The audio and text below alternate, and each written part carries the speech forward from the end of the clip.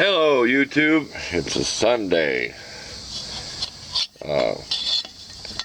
By now you've already seen my carburetor video. We're going to put this air breather on here, but it's humped up, it's not going to seal. So we're going to use our newly redone hammer we showed on Sunday in the shop and our anvil and flatten this out, cut it out to the right diameter, okay, with the grinder. So we can put the air cleaner on there. We've already marked where we have to rethread this some more with a die. We're going to use one of our good ones. We should use our cheapy one. We're going to use our good one. We ain't going to mess around. We have two die sets, cheapy Harbor Freight and our other ones we bought. I might take a picture of the box. I don't know factor if they run this fuel line back behind here and have a little filter, but these really should not be used on stuff that don't have a fuel pump. But with this big of a tank, that much gas, it does flow really good. I mean, not that this is really bad, but it is dirty, it's usable. I mean, it wouldn't look bad at all, that on there. You've already seen that probably in the other video, but okay, off to the over to the anvil and use the nice big hammer I just redone for the first time and flatten this piece out. So it's just a flat disc of metal. So let's talk more work. This will be a long video. My videos get rambling on. Okay, it's relatively flat. You're not going to see the marks on it. This is kind of hot, but this is flat. Y'all remember me doing this? Remodifying this thing? It was made with a farm well. It was all ugly and everything. Next we'll mark out that, and that has, we're leaving that plastic in there. We're probably going to put some silicone or something on there. Let's get in frame. We'll get it centered there. So you're not going to see this. We're going to, there's hammer marks more on one side than the other side. Remember, this was beveled in two spots, out here and then here. So it was domed and then, so I had a hammer in two different places. But there you go. Less talk, more work. Let's get this done. It's going to be about 83 degrees out here today. Kind of nasty. Okay, we took a picture of the device, how we cut that out, how we had it clamped. Now we're just going to fine tune it with just a sanding flapper disc, not a grinder disc. The flapper disc.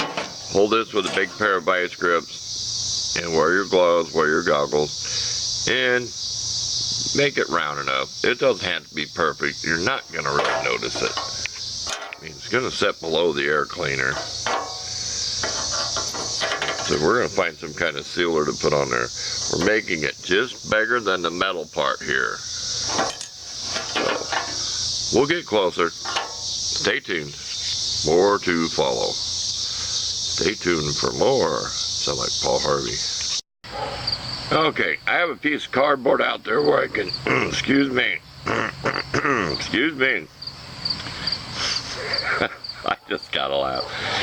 This is a fun project here. My hot rod tractor. So I got caliper. I'm cheating how thick that is.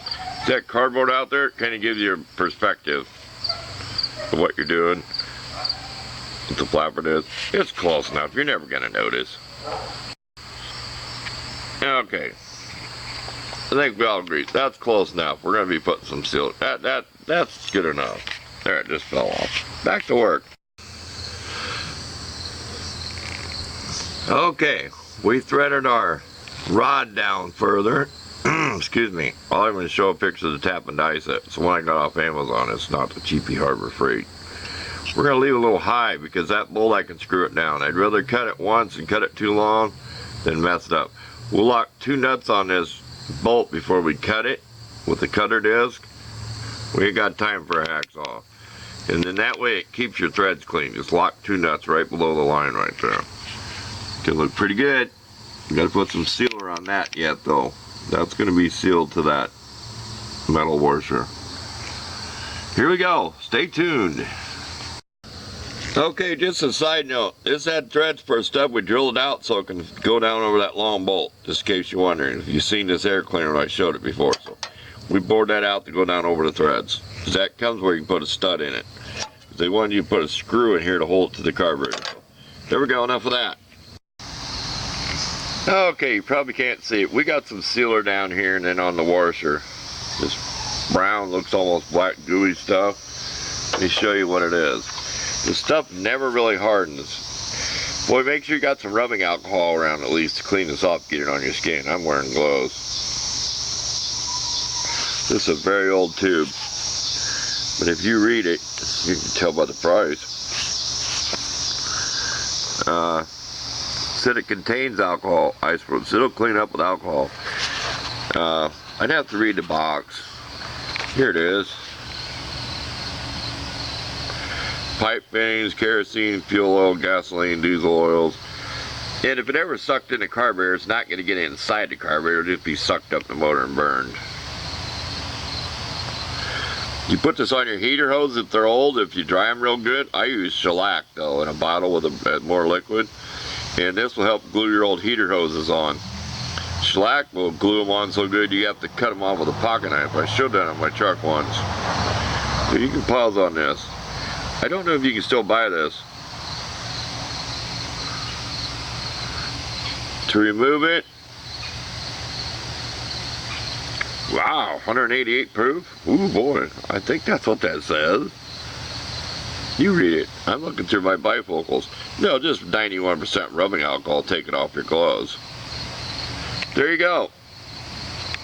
I don't get paid to show any of this, and I always put it in my description.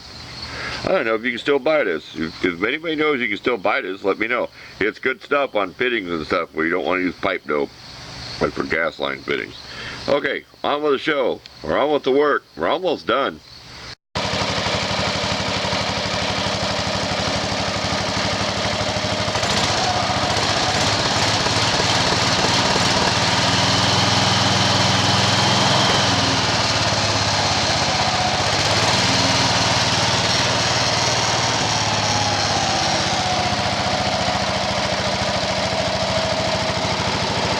Never idled this low before I put the carburetor on it.